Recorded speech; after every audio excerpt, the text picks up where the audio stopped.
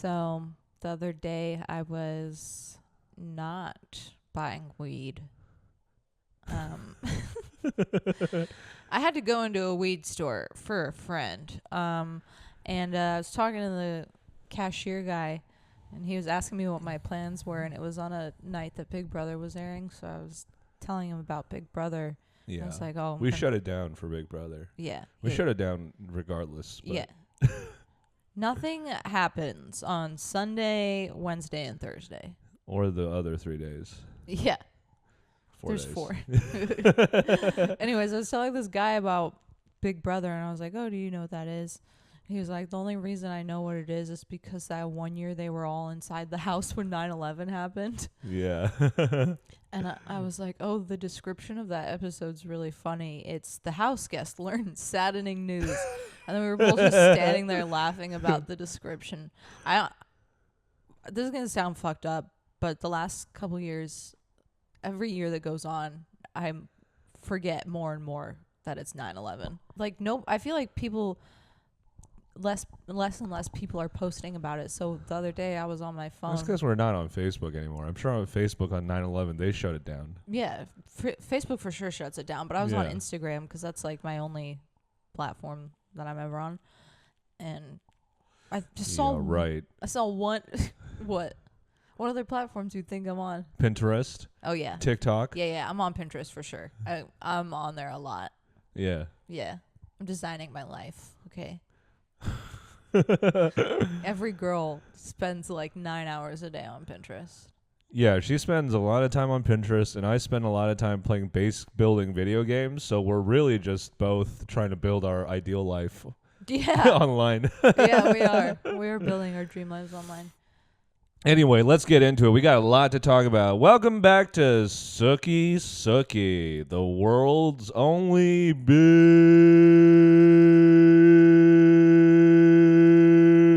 Brother sports podcast. Nice. That was very good. Yeah. That's good. I feel like you're auditioning to be the next Big Brother deep voice guy. Auditioning. I wouldn't do an audition, okay? They would just have me come in and read, and then they would give me the role on the spot. I don't know, man. Those are big shoes to fill. Remember the one year it wasn't the guy that it is, and we were all like, what Nope. the fuck? I don't remember that. Yeah, that was like season 1. Yeah. Anyway, we were we couldn't film last week. I feel like we owe a little bit of an explanation. Took a week off because somebody had an accident. Yeah, we took a week off, and I feel like I owe you guys an explanation. I have AIDS. Don't say that. I don't actually have AIDS, but we did have a health crisis. For those of you who don't know, I don't know where you're watching this from. If you're watching this from Madagascar, Africa, or you're watching it from Kyoto, Japan. It doesn't matter where you're watching it from, but in California, we experienced a pretty historic heat wave last week. Dude, it was rough. Yeah, some days it was like 103 inside the house. So this bitch. Yeah, we don't have AC. No, we don't. As we've harped on before, we live in a hollowed out middle school with no AC. Yeah. So I mean, it was tough. It was a tough, and she was making noodles in the dining room cafeteria kitchen. Yeah, and it's actually pretty small. I know it sounds big, middle school cafeteria. Yeah. It's pretty small, and so it gets really hot in there. And I overheated. Oopsie. Next thing you knew, I was on the floor. Yeah, and it was pretty scary. She passed out from heat stroke, and I thought she was having I don't think it was heat stroke. I think it was probably syncope. Heat stroke is a little bit more serious. She passed out is the thing. And you know, we shoot very early in the morning, and this happened the night before, so we were like, okay, the fans can wait.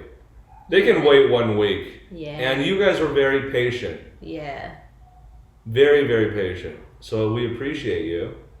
And without further ado, let's get the fuck into it. And my voice is a little rough today. It's also, I'm a little under. We're just going through it. We're going through it. We're in the trenches. This house has been racked by health issues for the past forever. Yeah, it feels like forever. I am overweight and pre-diabetic, and she's white. Mm-hmm. So she's worse off than me. Yeah, true. She's got the genes of like an inbred French prince. Yeah, I feel like I'm a little Renaissance child. Yeah. Sorry. That was the Spanish flu. Hey, go now. So yeah, let's fucking get into it, man. Where do we even leave off, bro? Somebody went home. Tucker went home. Was it Tucker? Tucker went home. Yeah, that was crazy. Tucker went home, and then we had the HOH competition. It was the egg competition, and Quinn won. So it just kind of seems like everything's finally falling into place for Quinn. Yeah. Right? His nemesis goes home, and then he immediately wins HOH. Things are looking up for Quinn. Yeah. Or it's about to be the worst 2 weeks of his life. We'll see. Let's not get ahead of ourselves. I feel like you did a great job setting it up, and then you spoiled the punchline. Sorry, I'm just so fucking excited, dude. So yeah, Quinn wins the HOH, and let's talk a little bit about the egg challenge. There was one noteworthy moment where it seemed okay. So whoever, I think whoever got worst, or maybe the last three, the bottom three in the egg challenge, had to be have-nots. Yeah, I think that's how they've been doing it recently. Because I saw during the wall comp, the first few people to drop became have-nots. Yeah, so same for this competition, and Angela is trying her hardest not to be a have-not. She has her priorities straight. She wants to be. She wants to eat. Yeah, she wants to eat. It's for her mental health, honestly. If she can't eat good food, she's gonna lose it on some people. That's what it is. She's just hangry. Yeah, she's hangry. We saw her have a huge meltdown over charcuterie earlier in the season, so this wasn't exactly surprising, but some of the other house guests did take notice. They were like, oh, okay, she's just trying to not be a have-not. You know, it's not a good look. Didn't end up mattering. Yeah. But yeah, Quinn ends up winning the HOH. Yeah, Quinn wins. And I think at this point it's pretty obvious who at least two of his nominees are going to be. We know Rubina because he obviously just got out Tucker, so yeah, he's got to get out Tucker's girlfriend. And Angela and him have not had a great relationship throughout the whole game. Not at all. It seems that well, at least on Angela's end, she keeps attempting to have some sort of trust with him, and every time, I don't know why she's like, I'm trusting you for a second and third time, and every time it just bites her in the butt. Or does it? Does it bite her in the butt, or does it bite... Never mind, I don't want to get ahead of myself. So Quinn wins HOH. He puts up Chemo, Angela, and Rubina. Yeah. As Adouria kindly explained, those are all pretty self-explanatory. Chemo was put up because he wanted to weaken... Well, he was essentially a pawn. Yeah, right. The target was going to be Angela. Yeah. We go into the veto competition, and the veto competition is played by Angela, Rubina, Quinn, Leah, Joseph, and Chemo. And it's the black box competition. Or it's kind of similar to the black box competition. It's not quite the same because there's no, like, disgusting element to it, but they have to build a robot in the dark that matches what's on the outside of the box. And Leah pulls out her very first win. Leading up to this, we're starting to see breadcrumbs of Leah and Angela get closer and closer. Yeah, it seems like Leah has kind of become a surrogate for Angela's daughter in the house. Yeah. And emotionally, they're clicking. Yeah. Yeah, and I think because they both feel on the outside of all of the, like they're not somebody's first choice. Yeah, they're all kind of on the fringes. Yeah. I mean, if you really think about it, everyone is kind of on the fringes with the exception of the three. Yeah. Which is what people have begun to call Chemo, T-Core, and Rubina. Yeah. I don't think they actually have an official final three. But it's obvious that the bond between them, like, and it's so interesting because I don't think all three of them are going to make it to the final three. It's not impossible, but... Why don't you think that? This is the first time you've said that. They're just so like it's just so they have such a big target on their back that if somebody wins HOH, one of them is going up, and their odds of going up. But they're more likely to win HOH because they have way more people now. Well, no, not necessarily, because there's still 3. They're still down by like 1 or 2. By the time we get to the next week, it's 7 people. 3 to 4. Anyways, we're seeing breadcrumbs of Leah and Angela get closer. So Leah playing in the veto is actually interesting because we don't know what she would do 100%. Yes, she's aligned with Quinn and is likely to do what Quinn wants, but you never really know.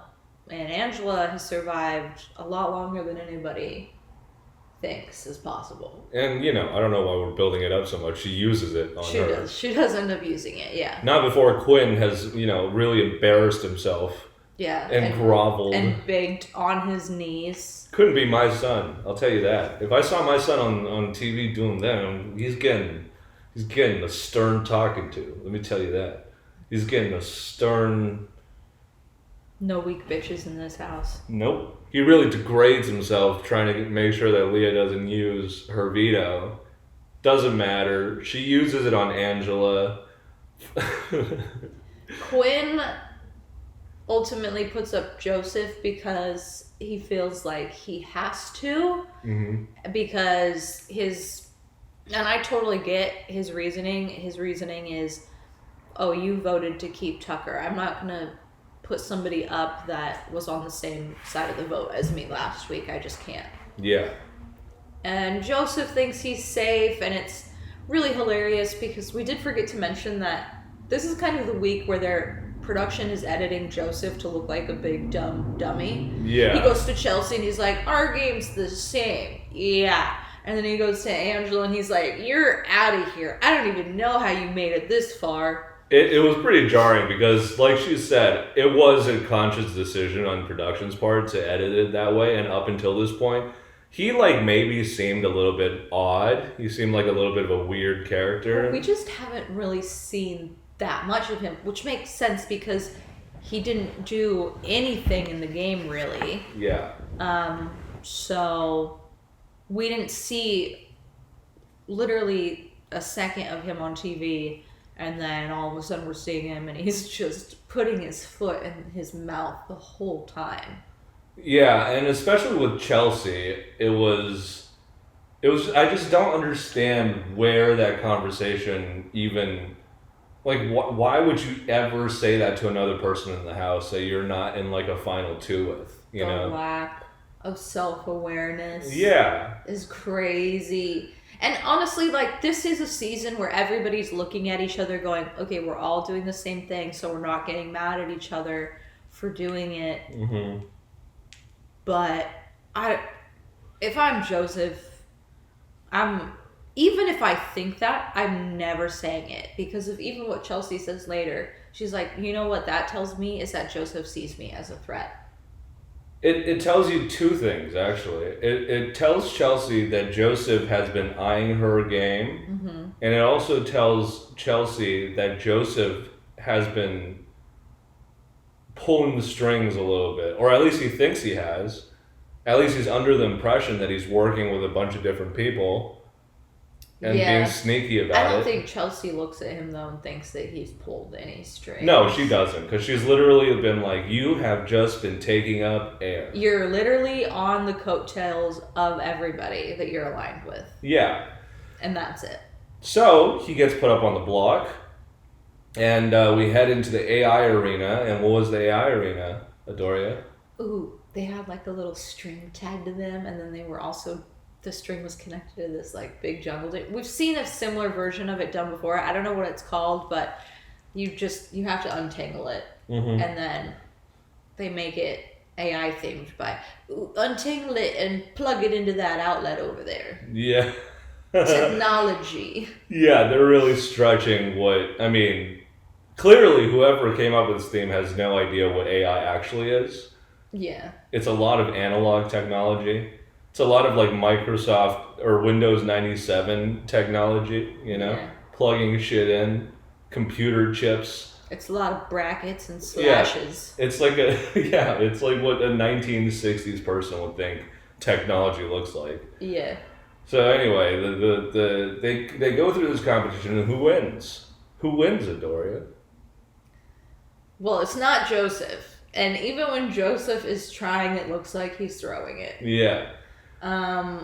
The winner, and couldn't she believe it, is Rubina. Yeah, she wins her first competition, maybe her only competition. I'm so happy for her because I think the likelihood of her going home being on that blog was very high. Mm-hmm. Even sitting next to Joseph, I think it would have been pretty high. So yeah, she wins the AI arena, and now we have Chemo and Joseph on the block, and they're given, an opportunity to try to, make a last hurrah and save their game, and Joseph gives a whatever speech that I can't even remember. What? I think we should mention that Quinn really wanted Chemo to go home over Joseph. Well, yeah, Quinn's entire purpose this week was try to get Angela out. So when that became not an option, he wanted to get either Chemo or Rubina out. Yeah. Rubina wins the AI competition, so that's no longer an option. But he would obviously prefer to get Chemo out because he is aligned with Joseph. He's in a final 2 with him, which I don't even remember the name of. He's in a final 2 with both of them technically, but I think that him and Chemo, their relationship kind of got severed after the Cedric thing. Yeah. After Chemo and T-Core blindsided Quinn and voted Cedric out. And Quinn would have won against Joseph, no problem. Yeah. So, Quinn's big hope is that it's going to, be Chemo packing his bags, going back to Hawaii. It almost is. Yeah, saying, how do you say bye in Hawaiian? I thought aloha meant hi and bye. Yeah, say aloha to Chemo. Aloha. Yeah. But alas, Quinn is doomed to have every one of his HOHs end in disaster because Chemo gives a speech, a heart-tugging speech, in which he says that he hopes to stay in the house not only for his own game, but to provide representation for Native Hawaiians and for queer people in Hawaii. And the power of the speech swayed Mackenzie and Chelsea to vote Joseph out. And it was an airtight vote. It was a 3-4 vote. Yeah. It was so crazy. And I love that we have finally gotten a season of Big Brother where even as eviction is happening, you have no idea what's going to happen. Because, yes, if somebody's doing a good job at the game, the vote is the same every time. Everybody's voting on the same side, blah, blah, blah. But it's so boring when you know which way the vote's going to go. Yeah. And I feel like for a lot of the weeks, it's a byproduct of the AI arena, Yeah. There's a lot of last minute shifts going on. That may have been like the best twist, I think, in terms of making the show more interesting and giving us a really good season. And now it's like, okay, now we're so far down to the end where it's like, even though there's no AI arena, we still don't know what's going to happen. Yeah, I think they kept it for as long as it was viable, and now that they had a plan. They kept it until jury, and once jury hit, so let's talk about Joseph first. Joseph is blindsided, and you can see it on his face at the very end, because I don't think he felt entirely safe, but I don't think that he thought that it was a likely outcome that he was going to go home. I think if he thinks his and Chelsea's game is similar, I think he had no fucking clue. Yeah. I think he thought he was fine. He definitely, he was surprised, for sure, when he got evicted. And he was a good sport about it in his exit interview. He definitely did get one last little jab in. Yeah. Yeah, you want to talk about it? As he's sitting there and Julie Chen goes, and jury starts next week. You just watch the life drain out of him. He's like, I didn't make it to jury. Yeah. And I think that they were all wondering when the jury announcement was going to happen, because if it was going to happen, it would have started the week Tucker left. Yeah. But part of me, nah, we won't get into the conspiracies. So yeah, usually, I mean, like she said, usually jury starts in week 7 because there's 9 people in the jury house. Yeah. But this week it started in week 9, so there's going to be 7 people in the jury house. A little bit of a shift, but I think it's positive. I like that there's less people in jury. Yeah, I like it too. I saw somebody on Reddit was like, that makes sense. Like, why are you going to have somebody who spent just as much time in jury as they did in the Big Brother house and then let them get to make a decision? Like, there's so much that they don't get to see. Yeah. And I feel like that's true, and I think you don't think it's fun to think about, but I think it's fun to think about, like, oh, how many seasons of Big Brother would have been changed, have, like, the outcome been changed had they have had only 7 people. Like, that's fun for me to think about. Yeah, absolutely. I also think that, again, I think it could possibly stay the same. You know, it's impossible to tell who being removed actually matters. Well, you would just remove, like, whoever got in there first or second. I know, but I'm just saying it could have ended the same. Yeah, there's a lot of seasons that would have probably ended up the same, but there's also so many seasons where where the winner wins by, like, 1 vote. Right. Anyway, that's true. Joseph, go bye-bye. Joseph, go bye-bye. Another guy who I will not miss. I don't really I mean, especially the last week, the week that they edited him to be a dumbass. It just felt like this guy was just he had no idea what was going on. At least he took his tail between his legs and went and apologized to Angela. Yeah. I mean, he tried his best to salvage it, you know? And Angela didn't even vote for him.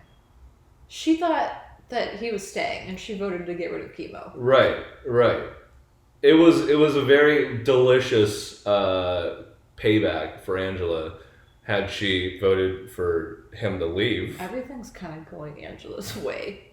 I think at this point in the game, you have to be fully prepared for Angela to be taken off the block. So if she's on the block, you just have to assume someone else is going to go up. Yeah. Because how many times has that been? That's been Tucker, and then who else did it? Leah, and then there was one other person. Who was HOH? We haven't gotten to that yet. That's when Mackenzie does it. Oh, yeah, sure. Yeah, we're about to get there. Yeah. So Joseph goes home, and that concludes that week. And I think Quinn is just cursed to never have an HOH week go his way. Oh my God, and he's just sobbing. I love when the camera, this is kind of fucked up, but when they cut to him and he's just like...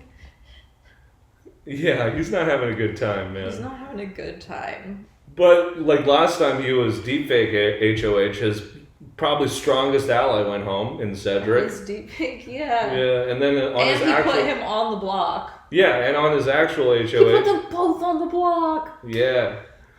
He's just sending home his allies, man.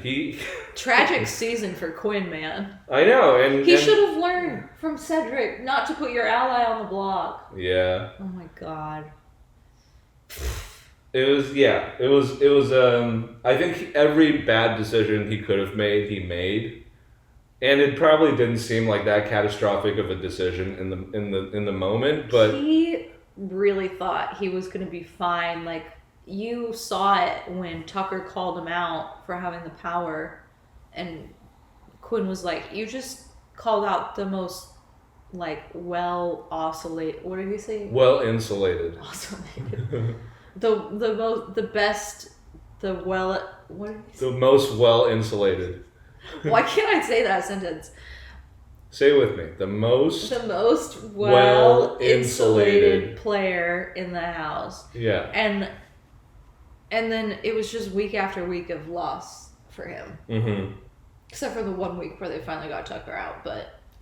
It's not entirely his fault. It's the nature of this season. This season is a little bit of an outlier when it comes to Big Brother because the AI arena, so there's always fuck shit that could happen in the last second. Yeah. and B, because people are actually kind of ruthless. You know, I do feel like this is a season of Big Brother where all of the things that we say about Big Brother is intensely more exaggerated. Pawns go home week after week. A pawn has gone home. True. Why is that the only things can change on a dime in the Big Brother house. Mm-hmm. How often have we seen that? Checks aren't going to be cashed. Down to the freaking eviction speeches, you don't know who's going home. Yeah. Expect the unexpected. Expect the unexpected. That shit has happened. Literally everything we think about the Big Brother game. Yeah. It's so much more. It's like, duh. This is the stereotype of all Big Brother seasons. But that's kind of what we want, you know? It's become like an incredibly entertaining. I still think it's one of the best seasons of Big Brother, even up to this point. Like, there's people who have horrible games who are surviving, and the people who we consider have the worst games besides Angela. And honestly, they're not even playing that bad of a game. At this point, I don't even think Angela is playing the worst game. I saw a really interesting post on TikTok, and it just basically ranked all of the players' games and likelihood of them winning, and it placed Angela as like 4th. That I totally believe. Yeah, and I was like, I don't even actually disagree with that, because at this point, everybody's overlooking her so much that it's very easy for her to just keep gliding by. And then, like Chelsea said, she can have the Taylor Hale argument of, even though she did it to herself, she's been a target week after week, she's also managed to survive week after week. Yeah, and the point I was getting at is that the floor is very high this season. Yeah. Like, even the bad, who do we consider bad players? Like Brooklyn, Joseph, people who haven't won anything, even they've like shown signs of being at least aware and smart and kind of in tune with and certain voting things correctly. That are going on. Yeah. Yeah. So, like, everyone in this house it seems like there's a lot of, like, Big Brother historians in the house. Big Brother fans.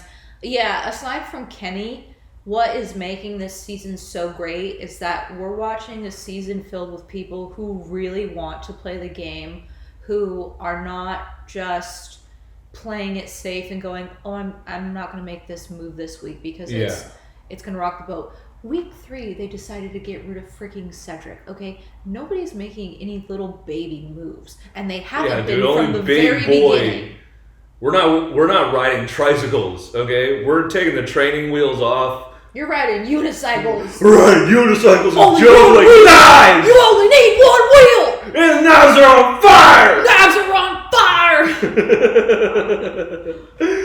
Yeah, it's been like, dude, everyone has balls of steel this season. But at the same time, as we see with the vote this week, everyone is super empathetic, and there's a lot of really like real relationships that are forming. Yeah. And people are kind, and it's just very nice to see. Yeah, and we'll see more of that in this next week that we're going to talk about. Mm-hmm. Yeah, why don't we get to it? Let's go straight into next week. We have a lot to cover because I think this week is even more eventful than last week. This week is. I've tried to be like very stubborn and be like, this week's not going to be interesting until so-and-so leaves. But this is the week that has really won me over, and I'm of the opinion that this is one of the best seasons of Big Brother. It's definitely one of the best, probably the best in the recent years of the 20s. Yeah. And I hope... Oh, for sure, without a doubt. I hope that we're now in this era of amazing Big Brother seasons, and that they're really doing their work in casting people who, aside from Kenny, really want to be there and are willing to play the game how it's meant to be played. And to be fair to the Big Brother production, Kenny on paper was a beast. Kenny on paper auditioning 5 years in a row and talking about what a fan he was on paper is good, so I don't blame him. Undercover cop. But I feel like they need to put... Physically very good. I feel like there needs to be a rule where if somebody is week after week gonna go, I'm gonna leave. I'm not gonna leave. I think I should leave. I think production needs to put something in place where you find a way to get rid of that person because... Kill them. It's just... I don't want to watch that ever again. Yeah, production needs to have like a firing squad in the back for fucking quitters. Yeah. We don't want quitters. Yeah. Yeah, but Kenny aside, everyone has been a delight. Even, like Brooklyn and Joseph, say what you will about them. They didn't do much, but they still, like... But it was fun to watch them go, wasn't it? Didn't you love to watch them leave? I didn't care about them leaving. I liked watching them leave. I was so ready for... No, but, like, even them, they were mixing it up. They were in the mix, you know? Yeah. It's fun to watch people who think that they're running things sometimes.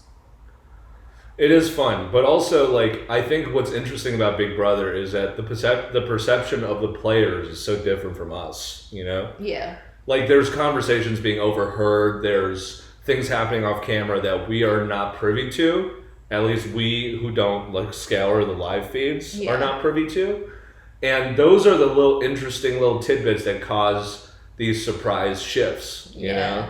Yeah. And, let's just get into the next week. So next week... It's the before and after game where Julie's just reading them things and she's going, did this happen before or after, blah, blah, blah. Should we talk a little bit about the fallout from the eviction? Just like how everyone reacted to Joseph going home? Yeah. Yeah, I think there's a couple of noteworthy things that happened there. Leah was crying because she felt responsible, which makes sense. Like she was responsible. she wasn't in terms of voting, but no, but like she was the reason he was on the block in the first place. She was a domino. Yeah, she was the first domino to fall. To be stabbed in the back by a blonde girl. That's every nerd's dream, to be honest. And him and Quinn immediately after in the HOH room going, "We're not mad at you. We love you." Yeah. Well, it was funny because the way production edited it was right after. So we're backtracking a little bit. Right after Leah takes Angela off the block and Joseph ends up on the block, she's in the confessional and she's like, "Oh, I think I just made Joseph go on the block, but who can stay mad at me?" Yeah, and then literally Quinn and Joseph are both in the diary room where they're like, I can't stay mad at her. She's just so cool. She's so cool. And then they're all three of them are in the HOH room and Quinn's going, "You have two nerds doing your bidding." And she's like, "What are you talking about?" Yeah, dude, she's fucking queen of the nerds, actually. She's queen of the nerds. Yeah, she's actually queen of the nerds. Take off your crocheted crown and give it to Leah. She's queen of the nerds. So a girl does Joseph in. A girl does Joseph in. We have a lot of like heartbreaking men in here. Like a lot of down bad men. A lot of simps. A lot of simps, man. And me as a fucking vocal anti-simp, it was hard for me to watch these boys go through it. You're so anti-simp. A cautionary tale to all the young boys at home, Women are to be respected and they're to be treated as equals. But you never give them any fucking power over you. See? Didn't move a muscle. She has no control over me. So yeah, we get into next week. And what's the HOH, Adouria? By the way, I'm only doing this because I can never remember what the competitions are. Did you still want to talk about the fallout post-eviction? Oh yeah. So after Joseph goes home, Leah is, very, very distraught because upset, she feels like she was, instrumental in getting him home, which she was. And Quinn was also very upset because he was the one who put Joseph on the block. So they had themselves kind of a little cry sesh. Yeah. And meanwhile, on the other side of the house, Chemo was kind of, crying because it was a close call. Yeah. And Angela comes to him and confesses that she voted him out. Yeah, she's trying to cover herself. She's like, "I didn't know we had the votes. I didn't know where they were going. I'm so sorry, blah, blah, blah." She's just trying to save her butt. Yeah. Mackenzie and Chelsea are immediately both like, "We're sorry. We just couldn't vote for Chemo because of his speech." Yeah. That's what happens. Yeah. And then... But this alongside with some of the other rows that Chelsea and Cam have been having it kind of seems like she's in the market for some new allies. Yeah. Yeah, definitely. Yeah. And this kind of helps her with Tikor and Chemo and Joseph. Right. This helps her with Tikor and Rubina and Joseph. Oh my God. This Joseph's gone. Yeah. Okay, you say it. No, you got it. This helps Chelsea with... Say it normally. Don't say it like you're repeating it for the third time. This helps Chelsea with Just say the 3. This helps Chelsea with her relationship with the 3, so... Yeah, it was totally a win. In retrospect, it's a win. Yeah. So we get into the new week, and the HOH competition is... It's before and after. So Julie's just going to ask them questions, and they have to answer before or after with the timeline. They were shown a video, and this is kind of fun because Lisa makes an appearance, you know? Oh, yeah, that's right. They were showing a little video, like neighbors coming up to their house. Lisa played a pizza delivery guy. Anyway, so they do the competition. Lisa played Lisa. Huh? Lisa played Lisa. Oh, I thought Lisa played a pizza delivery guy. They had like an actual... Didn't they have an actual pizza delivery guy? I can't remember. I don't know. Again, we were buying weed for our friends, not for ourselves. Yeah. And our friends have holes in their brains. Yeah. They played before and after. Chelsea wins. Or, you know what? They're like, the game was close the entire time. I think that they went to a tiebreaker, and then that's how Chelsea won. Yeah, it was like a 4-way tiebreaker. Yeah. Chelsea wins, which is great because she kind of just stabbed her ally in the back by sending Joseph home. So it's it was a very fortuitous time for her to win HOH because now she has time to recover. Yeah, she was already in a precarious position because it kind of seems like the 3 side of the house is the dominant side of the house now. And although she has a good relationship with Tikor, she kind of doesn't know where she stands with Chemo and with Rubina. Like, they probably have a good personal relationship, but in terms of game, we haven't really seen them discuss the game together. Yeah. So, I mean, it couldn't have come at a better time because she also destabilized her existing alliance with Quinn and Cam. Yeah. So she wins HOH, and it's probably. I mean, I would like to think that had she not done that, she probably would have ended up on the block. Had she not gotten rid of Joseph? No, had she not gotten HOH. Oh, yeah, it's possible. A lot of people, I think, view her as having one of the best positions in the game outside of the 3. Yeah. People view her very intelligently, you know, like she's kind of pulling the strings and leading a lot of things. So. And she is. Yeah, and she is. She's a very smart player. I'm telling you, if you have pastor, church, whatever public speaking, religious experience, go in the Big Brother house. I don't know, because we've seen some kind of. No offense, but Jocasta was a terrible player. Yeah. She was terrible. And I thought... I was not going to guess this helping Chelsea. I didn't know if it was going to help her or hurt her. Definitely helped her, I think. Yeah, because she obviously really knows how to talk to people. She does. And maybe it's not fair to say everybody who works in the church would be good at that, but I think her time at the church definitely helped her build some people skills that she's... You know, one thing I find most impressive about Chelsea's game is that she knows what holes to plug. Like, she knows where the leakage is happening, like where the relationship is frayed and needs to be repaired. Yeah. Who's in power and where that power is going to lead. Yeah. And she's been very closely like tracking exactly how to keep herself safe. Yeah. I thought she was going to be in way more danger after Cedric left, and she's been on the block once, and she's won an AI comp. Yeah, she's been on the block once. And I think it's very, like, one thing I can fault the contestants of this season for is that they're not accurately judging who are the actual comp beasts. You know, because they were seeing Kenny as a threat, even though he only won one competition. It's a little sexist. It always is that way, yeah. Though. You know, you expect somebody who's in, like, great physical condition to probably be pretty good. Yeah. Yeah, But like you know what it they only see the dudes as physical threats. They got rid of the meatheads pretty quickly. Matt Tucker, I mean, we knew was a meathead in the Beast, but they got rid of him pretty quickly. Cedric probably could have been a good comp.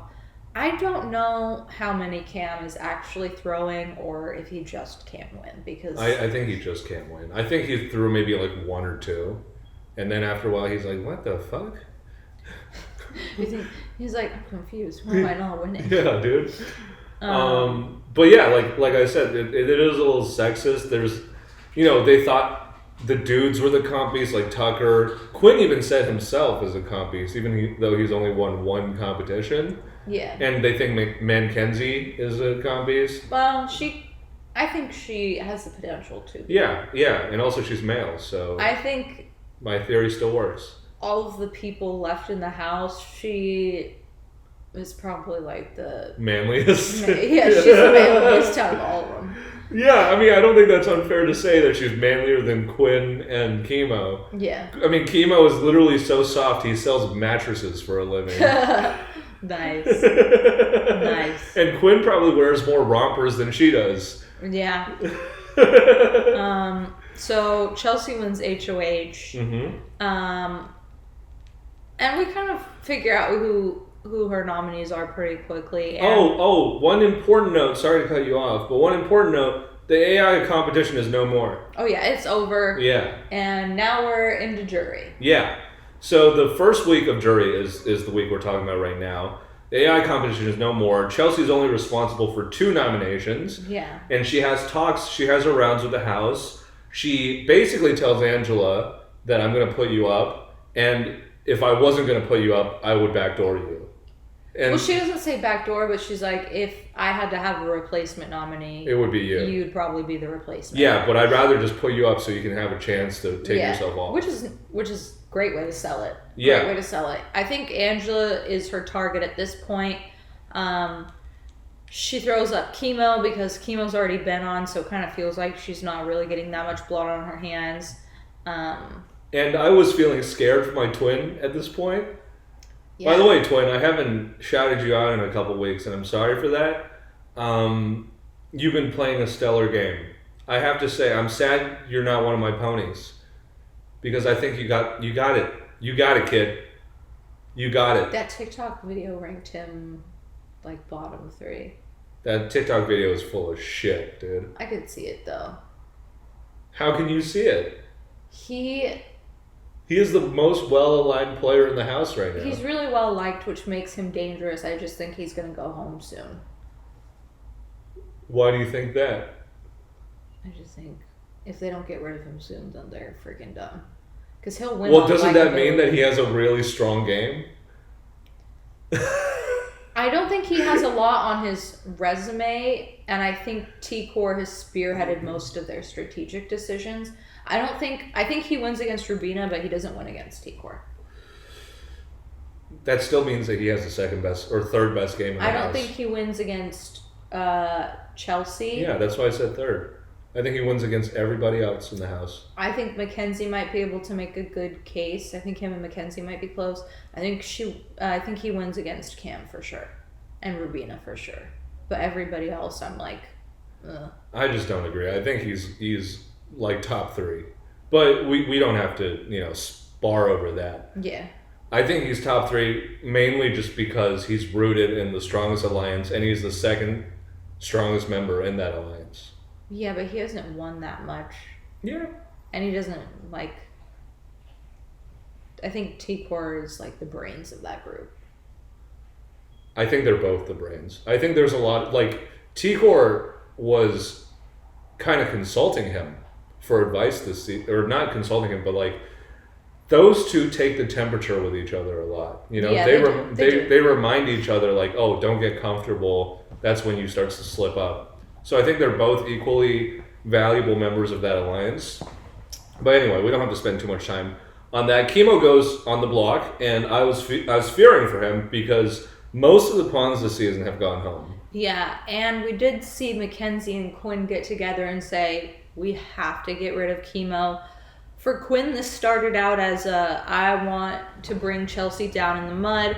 I can see that she has the best position. She wants Angela to go home. I'm going to screw her and make Chemo go home on her HOH. Which I don't know why he thought that would screw her, because if it's not ever Chelsea's plan and she's telling him he's a pawn, I don't know, she doesn't get as much blood on her hands as well, she definitely gets more blood on her hands if she has to put up a replacement now. No, I'm just saying, like, if their vote is, because Quinn and Mackenzie are like, we want the noms to stay the same and we're going to vote out Chemo. If Chemo goes home, but she's telling Chemo he's a pawn and that he's not her target, I just don't know how much Chemo would believe her at that point. Yeah, I mean, ultimately she's the one who nominates him, so she gets that blood on her hands. But I'm just saying, like, if he goes home on accident, like, she didn't do that to him. I don't think she gets. But he doesn't know that she's not in the plan. He doesn't know that. So when it comes down to, like, basically what you're saying is that she's going to lose. She's not going to lose his jury vote had this happened. But I think he would have assumed that she was the one who put this plan in place because she is so smart. Mm-hmm. There's no way you can know how Chemo would think about the situation. True. I don't know. It's a lot of ifs. It's a lot of ifs, so we're not going to delve too much into it. But like she said, Quinn and Mackenzie were starting to get the idea, like, it just doesn't make sense to waste a week on Angela. Yeah. Which is a dangerous line of thinking this late in the game. Yeah. Because you just want to get out whoever you can. Anybody who goes home at this point, I think it's not a bad move. Obviously, there are better moves to be making at this point in the game. Bigger threats. But I think all in all, it's a win whoever you get out. I think if you survive another week, it's a win. Yeah. So Quinn goes into this plan thinking, I'm going to bring Chelsea down into the mud. Mackenzie is not of that same thinking and goes to Chelsea and is like, hey, we were thinking of this plan to get out Chemo instead. What do you think? And Chelsea's like, oh yeah, great idea. Yeah, Chelsea immediately saw the benefit of that. And it was, we started seeing, like, the Mackenzie and Chelsea relationship develop to be a little bit less one-sided. Yeah, and I really like them as a duo. I'm really here for it. I think that they could be very strong and scary, actually, as a duo. You know, they have the ability to win games and win power, so I think... Yeah. And Mackenzie is... You brought up an interesting theory, and I've been thinking a little bit about this. You were saying that Mackenzie may have played up her ditziness. I think so. I don't know. She's got some moments where I'm like, dude, what the fuck? Why would you do that? Why are you doing that? That's so stupid. Yeah. Or why don't you do X, Y, and Z? But I think it's possible that she's maybe leaning into her just, like, silly, goofy side. Yeah. Obviously, Matt going home was kind of a blow to her game because she was so closely aligned with him from the beginning. Yeah. So she was kind of vulnerable. So we get into the veto competition, and who's playing? It's Rubina, Chemo, Angela, Chelsea, Quinn, and Mackenzie. And it's the classic OTEV game. The OTEV game, and it's OTEV the trash raccoon, and they're trying to find a piece of trash for OTEV to eat. Digital trash. Yeah, again, the theme is in shambles at this point. We go into this competition, and Quinn, Mackenzie, and Chelsea are kind of one team, and Chemo, Rubina are another team. Yeah. And so they're all hoping that their allies are going to win this competition. And several people get off to a hot start. Mackenzie was the first to find the chip. Yeah. She dashes her gazelle-like legs up that slope. And I thought Angela found it first. Angela found it second. Was Mackenzie already up there? Yeah, she was already up there. And then next was Angela, and we were very impressed by this because she just stomped her way up. She was like, douche. Like, she, like, parted the water on the slide. Yeah. Douche. You said she reminds you of Godzilla? Yeah, because she was just like, how did she not slip? Like, how did she not have to use the rope? She was just, like, willing her way up there. Yeah, she was like, I will not lose this competition. Yeah. She gets up there. Then next was Quinn. Then Rubina. And I was like, oh, God. It's between Chemo and Chelsea. Please, Chemo. Please win this veto, twin. or else your ass is going home.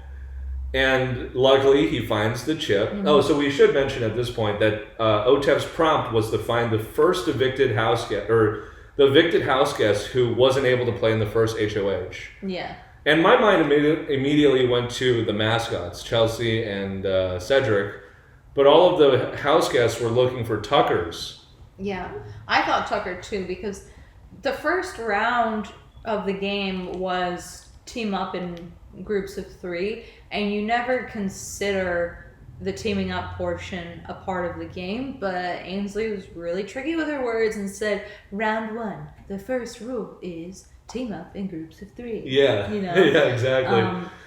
And you've been in that house for, at this point, like 50-something days, 50-plus days, so you're not really going to remember her exact wording. So everybody at this point was looking for Tucker's chip, and I had resigned myself to be like, okay, maybe I'm wrong. Maybe Cedric isn't the answer. And everybody finds Tucker's name in the trash, except Mackenzie. Mm-hmm.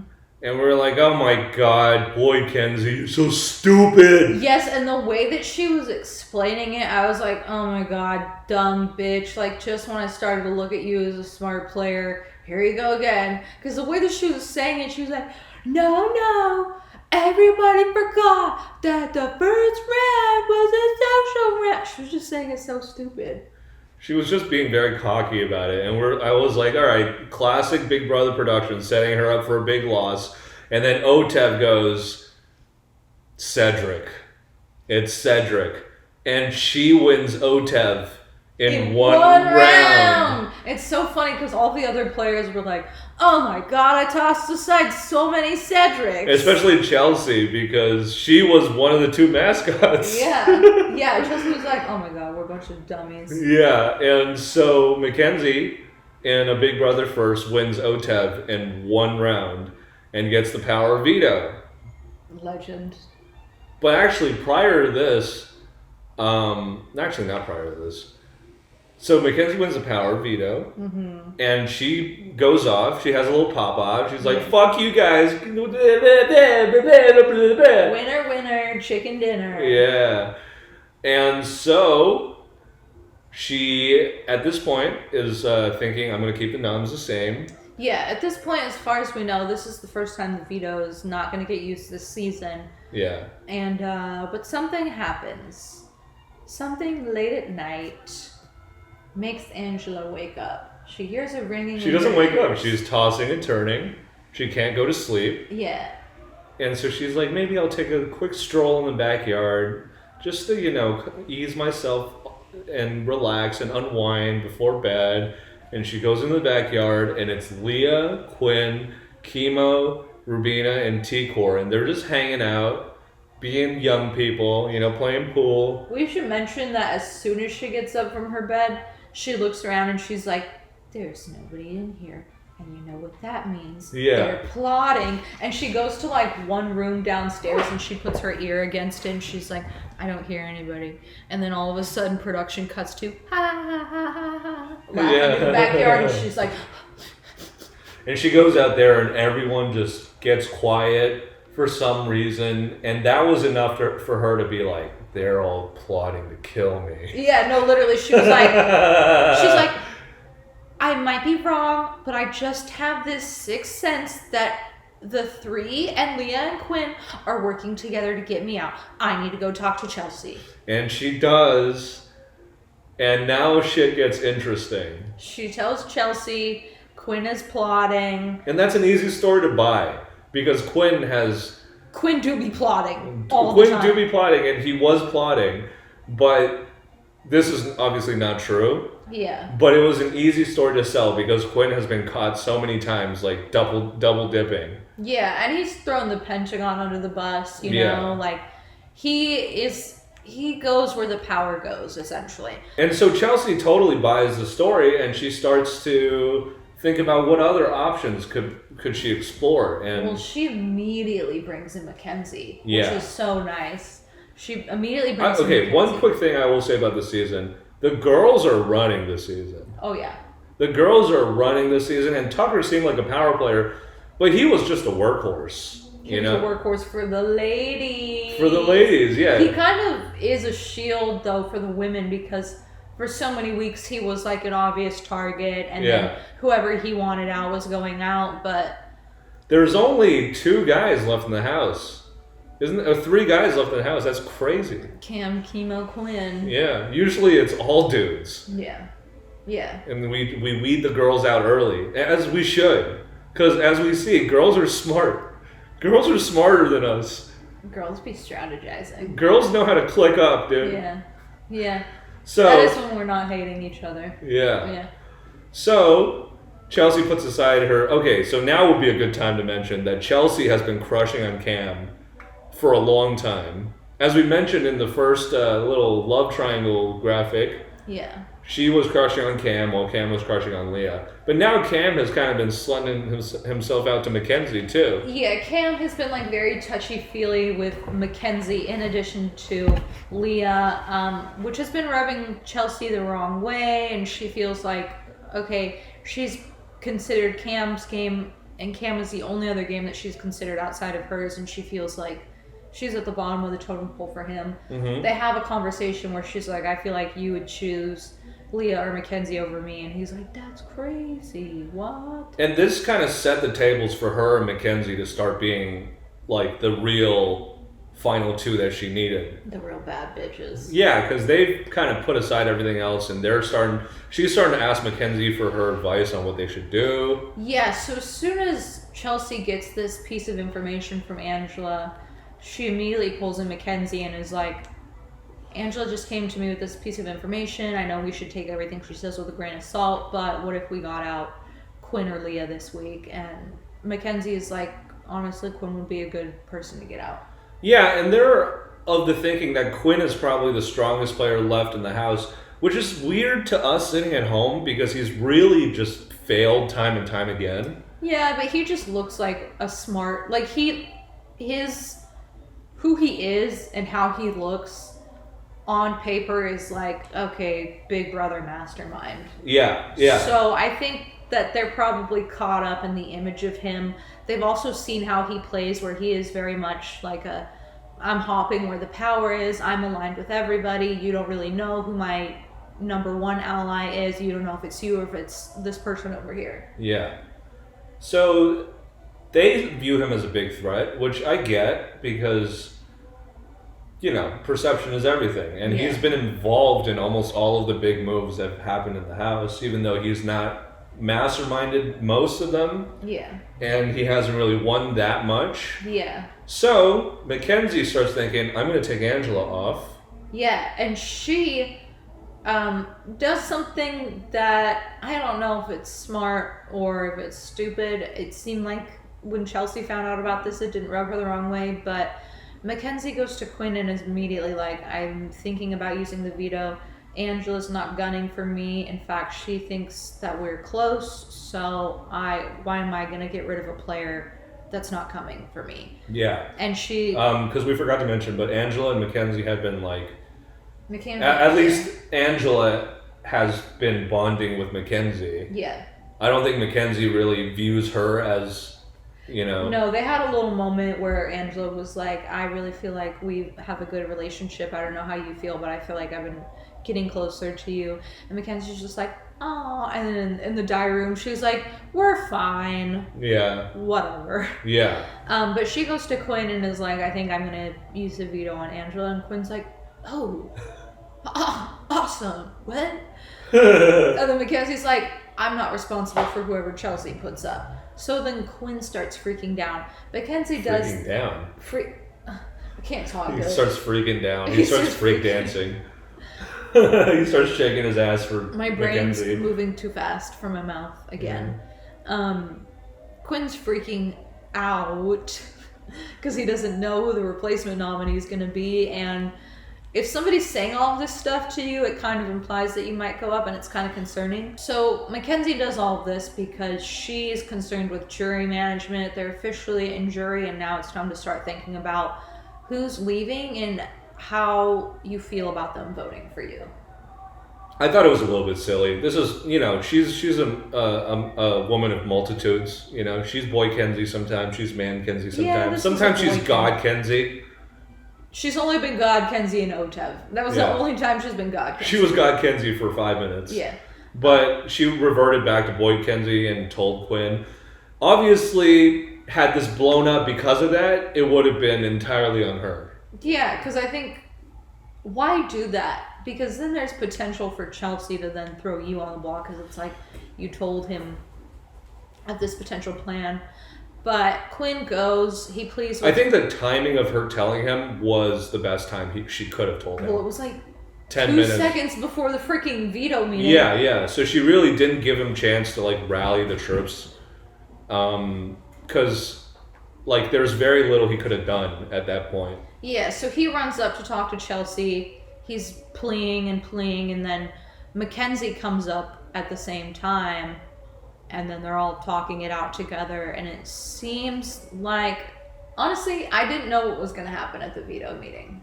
Me neither. I mean, I suspected it was going to be Quinn, just because once a trust is broken, it's very hard to rebuild, you know? Yeah, I really thought he would be okay. If anything, I thought it would be more likely that it would be Leah. But we get to the veto meeting, and... surprise, surprise, another veto is used. Surprise, surprise, it's on Angela. Yeah. And I don't even think she has the right to be surprised anymore.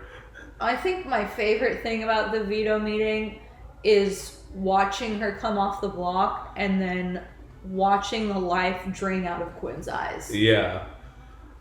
Yeah, it's sad. The rest of the episode is sad. So, Angela comes off. Chelsea puts up Quinn. Yep. Yeah, poor Quinn. It wasn't even a close vote. There were 2 votes for him, Angela and Leah. I didn't know which way the vote was going to go because there was all this rallying happening before the vote where they were trying to rally to get out chemo.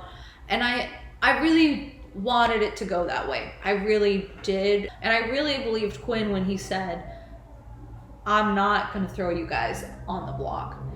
And I know you think that we're past the point of no return, that the 3 have made it this far. I think if the 3 win HOH in this upcoming week, then it's past the point of no return, is what I believe. That if one of them doesn't get out this week, they're taking this whole game. I just think that because they have the voting majority, I guess it doesn't matter if they don't win HOH, but I think they have the majority in the House. They have 3 out of 6 people at this point because Quinn just went home. Yeah. Like, even if they don't win HOH, they just need to get one person for it to be a tie. Yeah, but I think it will be really hard for them to get, because whoever they bring in always has to know in their head, I'm at the bottom of this 3. True. Yeah, you're right. If they win this upcoming week, then it's over. Yeah, because I think if they don't win this week, one of them, just based on how few people are left in the House, one of them is for sure on the block. Yeah. One of them has a pretty good chance of going home. Yeah, I think at least 2 of them will end up on the block. Somebody's got to get out Angela soon, dude. I'm scared. But she's just all by herself, so nobody's going to get her. Yeah, no one's looking at her, and I think it'll be a while before she actually is in any danger. I think a lot of people are going to think that they can win against her. And I really hope nobody thinks that. I don't know, because there's already been comparisons made between her and Taylor. And I think at least on some of the House guest minds that she will have a really strong case because of how early she blew up her game. We did see when Quinn went up as a replacement, immediately in his diary room, he was like, oh my God, Angela's the best player ever. Yeah, it's true. Poor Quinn. The best, worst player ever, man. She's the greatest, worst Big Brother player. So Quinn goes home. I don't even think we officially said that, did we? Yeah, we did. We said the vote. Yeah. So, yeah. He goes home, and it's really sad. We were both sad for him because he is such a big fan of the show, and you can see it on his face that this wasn't like everything he wanted to do in the game. You know, he didn't have his full run. And I hope that at some point they have him back, because I think if given different circumstances, he could have been a good player. But it was just that he was in the house with a bunch of lunatics who were blowing everything up. Yeah, I don't know. I hope he gets another opportunity to play, and I hope he plays it super differently. I think he tried to play that game that, like I've said it before, he's on paper should be a Big Brother mastermind. And I think that people are now realizing that it's no longer possible to play that game, because that game is so... People are looking for that because they expect somebody to be playing that kind of game already. Yeah, I feel like the metagame of Big Brother shifted this season because... Maybe the type of game you should play is the game that Angela's playing. Blow up on everybody week 1 and float to the end. If you can survive that first initial impact, it is actually beneficial for you because people will just be like, we're not going to waste a week on you, Yeah, people are going to keep you around. And yes, you're going to be on the block week after week after week after week. People aren't going to really game talk with you. I think at this point in Big Brother, it's almost good to be a known quantity. Like, you want people to know what you're about, You don't want there to be any doubt because those are the people that people start suspecting, it's almost good to be like completely honest about everything that you're doing. Yeah, because that is why Quinn went home. Like, yes, get rid of Chemo. They're a block of 3, but at least you can look at Chemo and all right, he's aligned with these people. At least I'm never going to feel like, I don't know, where I stand with him. Yeah. Or I know, like, he's not going to backstab me because I'm not working with him. He's for sure against me. I know that much. Yeah. Quinn is like, you never know. Yeah, he's a wild card. And, like... I guess it's not completely true because, I guess Tucker was a wild card in a different sense. Like, you didn't know what he was going to do, but you did know that he was going to protect... He was always going to do something crazy. No, but, like, like, the people he's with, he was always with. Yeah, you knew who he was protecting and who he was working against, and he always made his target very obvious. Yeah. You always knew who he was against. Yeah. Because he was yelling it in front of everybody. Yeah, so, like, the metagame this season has been, like... You either lay low and don't lie, or like avoid lying as much as possible. You can omit information if you need to, but just don't get caught in a lie. Because everyone who gets caught in a lie has seen like the other side of it, Yeah. Or no, has not seen the other side of it. Yeah. Yeah. So, Quinn goes home, very sad, and another one of your ponies. Yeah, we were making a lot of glue. And who knew that she would have more players at this point than me? I figured Chelsea and Cam would still be here, but how the fuck is Angela still here? Yeah, man. You got a bad luck of the draw, but it turns out to be the greatest luck of the draw you put. Turns out that horse with the bum leg is actually the best runner I'll ever have. Slow and steady wins the race with Angela, dude. Hell yeah, dude. She doesn't have a lot of sprinters, but guess what? My sprinters caught a hitch and now they're dead. Yeah. She might not win, but she'll for sure finish the race. So, Quinn, Joseph, Cedric are dead for me. Kenny and Tucker are dead for her. But I still got old reliable. Yeah, old Seabiscuit. Old Seabiscuit. Who do I have left again? T-Core and Rubina? Yeah. Okay. That's pretty good. That's not bad. But at least they're working together. Yeah, I think it's a close race now because depending on the events of next week, I could have no ponies. Or I could have one pony left. You could have one pony. Yeah. So we'll see. We'll see what happens. But that does it for the 2-week chunk.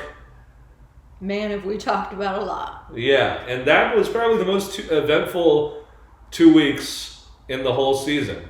Yeah, I felt really excited the last couple weeks. Yeah, we were very hyped up. So good job. Good job to the Big Brother staff and keep it up. What time is it? Adventure time! No, it's game time. Oh, game time. I love game time, and I've sorely missed this over the last 2 weeks. I love games. The discussion part really is just a vehicle for us to get to the games. You want to do blind rank? Let's do blind rank, yeah. Hello, and welcome to Blind Rank. We're going to be blind ranking the best Big Brother players to never win. Yo, that's a good one. Are you ready? I'm ready. All right. You're going to have 5. Don't look at my list. Yeah. First up, we got Frank. Which Frank? Not Frankie Grande. Frank, who teamed up with Boogie in that one season and had to get himself off, had to save himself week after week after week. He is a good player. He's never won, and I would say he's a solid 3. I'm gonna put him at 3. Pretty good. Next up, Vanessa Russo, the poker player. 5. Next. Is it because she cried so much and succumbed to her paranoia? I just don't like the vibe of her game is bad. Yeah. The vibe of her game is like a brown, like stinky cloud. I agree. The aura of her game. Yeah. Yeah. She has no aura. I feel like the aura of her game is like inner corner eye crusty. Yeah. Yeah. Exactly. Am I right or am I right? Yeah, it's like the gunk that builds on the side of your mouth when you do too much ecstasy. Say? What? It's like when you wake up and you have like leftover eyeliner and boogers right yes, here. That's yes. what it is. It's the smell that comes from your underwear after you work out. Yeah. That's for her game. So 5. Is that fucked up? No. All right, next up, Danielle Donato. 2. She's a solid player and she's been on so many seasons. Yeah.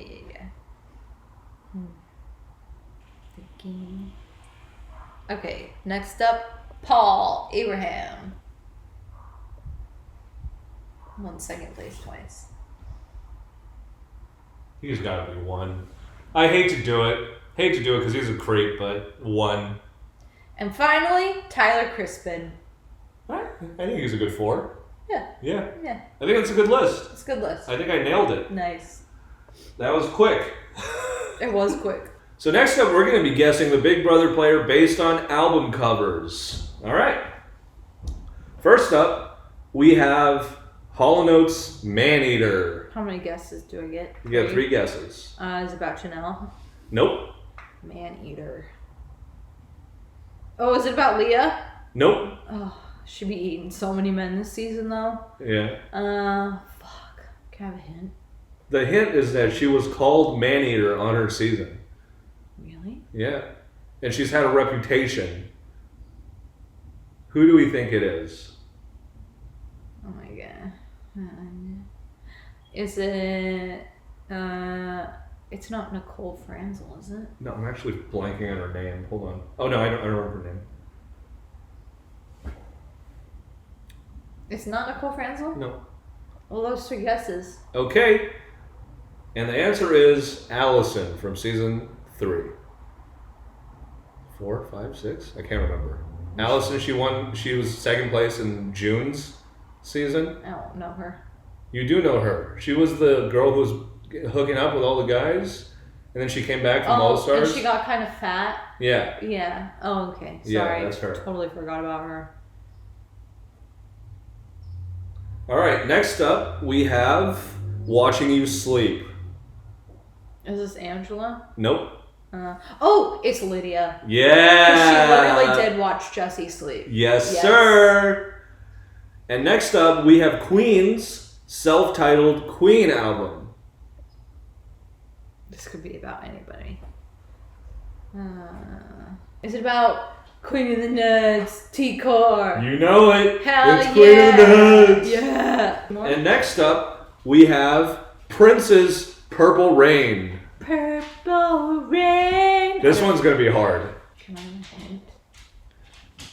Purple Rain is your hint. There's no better. It's. I'll give you a hint.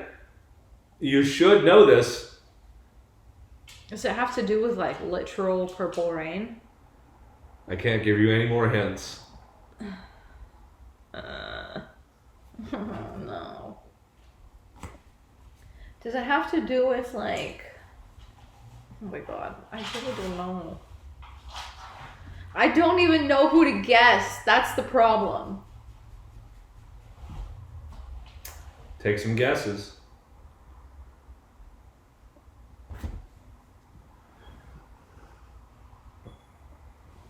Is it about somebody who cries a lot? No. Oh, wait, yeah. Oh, it is? Yeah, it is about someone who cries a lot. Is it about Wamber? Nope. Is it about... Somebody who cries a lot.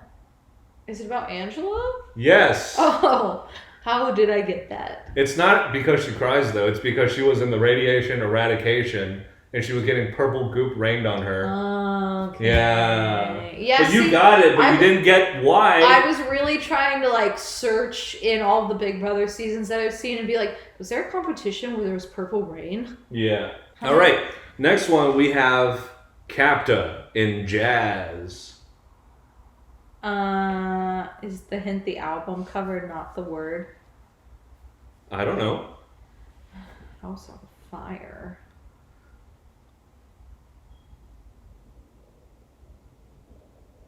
What the fuck is this about? I don't know. You take us. It's called Captain Jazz.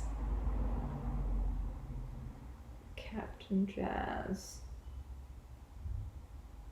Dude, what the fuck? Who has a house on fire?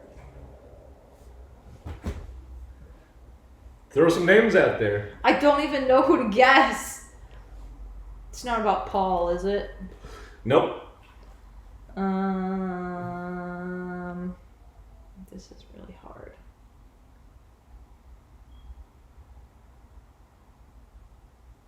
What's that house on fire? Is it about Quinn? Nope.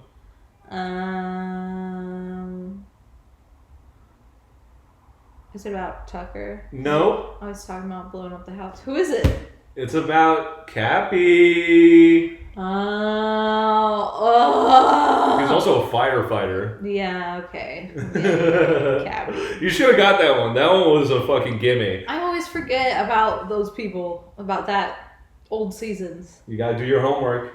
Next up, we have Jesus is King by Kanye West. Is this going to be about somebody who's crazy, or is it going to be about somebody who is really Jesus-y?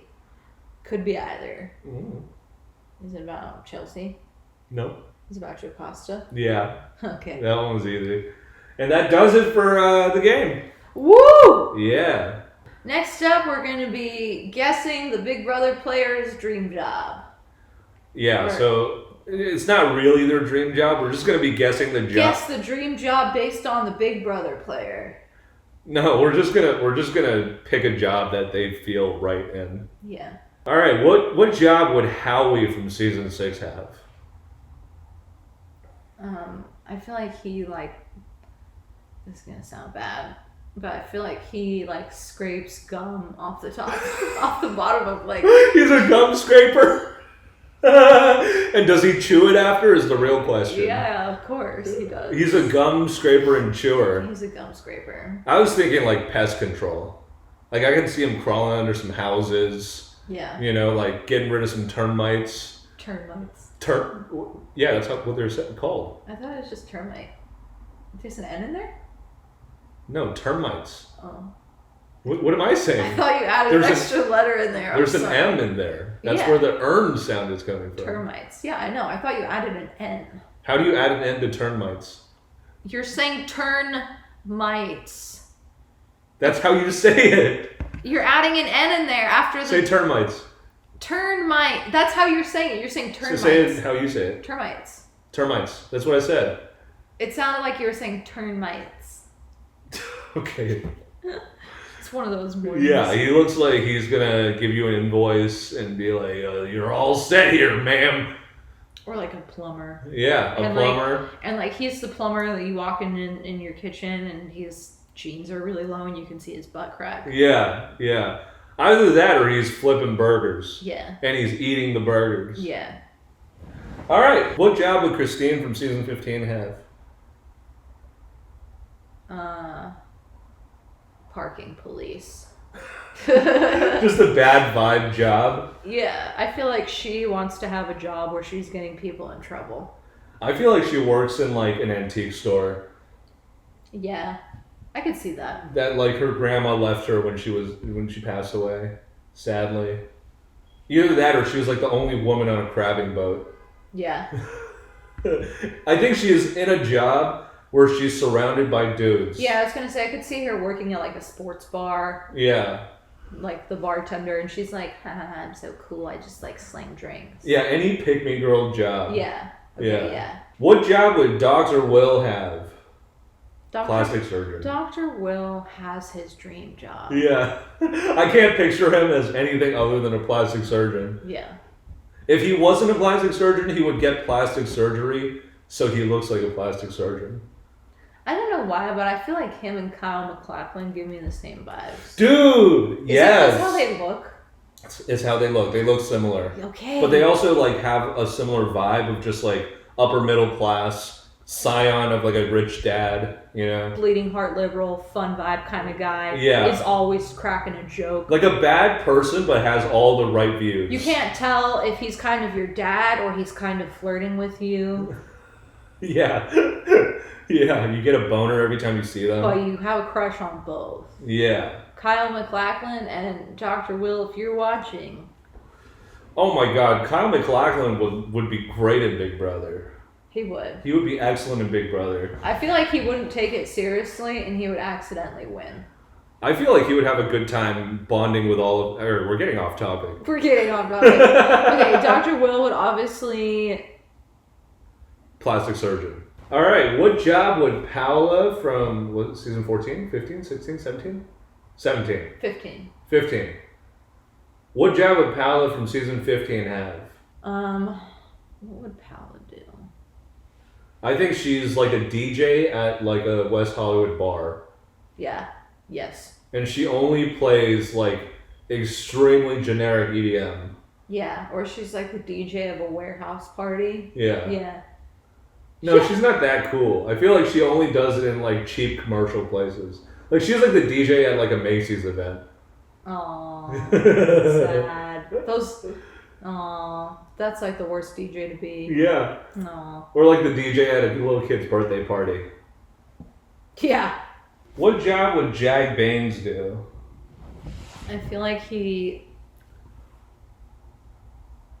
Don't say something racist. I know that. I feel like he writes like a very specific subgenre of like I feel like he's a book for a very niche genre. Really? Yeah. I don't know why, but I just get the sense that he works at the airport. Like he's like TSA. Yeah, he's like TSA agent. I could see TSA agent. But he's like a chill one who's like, just take the water and drink it inside. You Yeah. know? Just Yeah. like, it's fine. Just down Yeah. it. I want you to down that Bacardi. Yeah. You're not wasting a bottle of Bacardi 151 on my watch. Okay, this is off topic, but I saw a TikTok video and it was this guy and his friend going on an international flight. Uh-huh. And it's a video of his friend just standing, not moving. Doesn't look like he's got a single thought going through his head. And he's like, TSA made him eat an entire chocolate bar to prove it wasn't shrooms, but it was. Oh my god. I would hate to trip on an airplane. You can't go anywhere. Yeah, I would freak the fuck out. I would go to the bathroom and then everybody would be like, why is this guy taking a shit for like 6 hours? Yeah. I would try to go to sleep.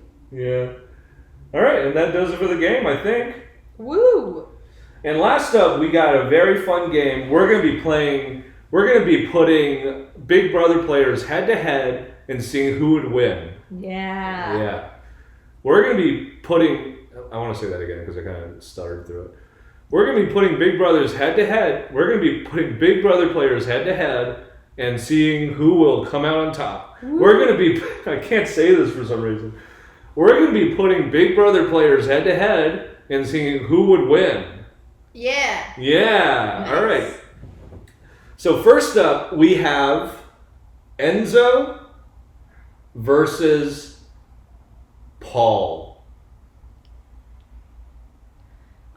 Nobody likes Paul, but Enzo has a hard time winning competitions. Yeah.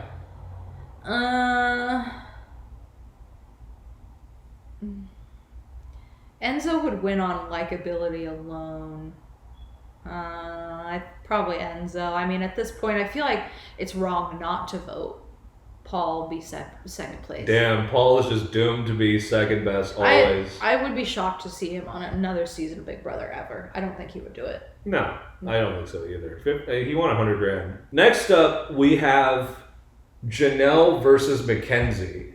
Oh my god. Two comp beasts, two fembots, two Wonder Women. Mackenzie wins on likability. I think Janelle would win because she'd probably win more comps, way more comps than Mackenzie. Yeah. Yeah. Okay, Janelle wins that one. Sorry, Mackenzie. You're out. Okay, next up we have Rennie versus Lisa. Rennie, I think, has like tougher skin to make it through the game, so I think Rennie wins. Rennie's not pissing anybody off with any edible glitter. True. Her sleepwalking is endearing, you know.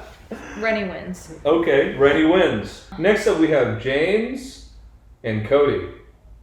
Cody's already won a season, so I feel like he wouldn't be able to win another one. Mm-hmm. I feel like I view them equally in terms of comps, even though they have very different body types. Yep. Very different. And James is super likable. But people have crushes on Cody. I think James wins. Really? Yeah, because I think they're both able to win. They have different skills, but I think that they win a similar amount of comps. Yeah. But let's not forget, Cody has the most comp wins in a season. He does? Or something. He has a lot of comp wins. Yeah, but he already won. So I just think, like, if they were next to each other, nobody's going to let Cody win twice. True. Okay, that's fair. And Thirst does not prevail this time. I think James wins on likability. Actually, maybe for you, thirst did prevail, because you have a thing for a specific demographic of men. I don't have a crush on James. And last but not least, we got Dr. Will versus Dan Giesling. Oh my god. God. I don't know who would win. I mean, I would vote for Dr. Will because I'd be like, I love you. Yeah. But Dan has pulled off some very major moves. Although, I think at this point, if anybody saw either of them in the house, they'd get rid of both of them immediately. Yeah, but we're saying in the hypothetical scenario where they're the final two. I think Dr. Will wins because I feel like his speech would be like, I don't give a fuck about this. I don't even want to win. I don't need the money. I have a great life at home. Yeah, do what you will. I hate all of you. You're all ugly. I hate you all, and I hope to see you all in my clinic very soon. You all need help. Yeah, you guys need serious help. And this has no effect on me. If I win or lose, I'm just ready to get out of here. I agree. I think Dr. Will winning is an easier pill to swallow than Dan. Yeah, he's more likable. Yeah, well, he's the kind of guy who backstabs you and you're like, oh my god, that's just him. And you're like, that was kind of cute that you thought of me. He's so bad. He's so bad. Dr. Will, I think. I'm pick Dr. Will. Okay. And that does it for the games. And we're happy to be back.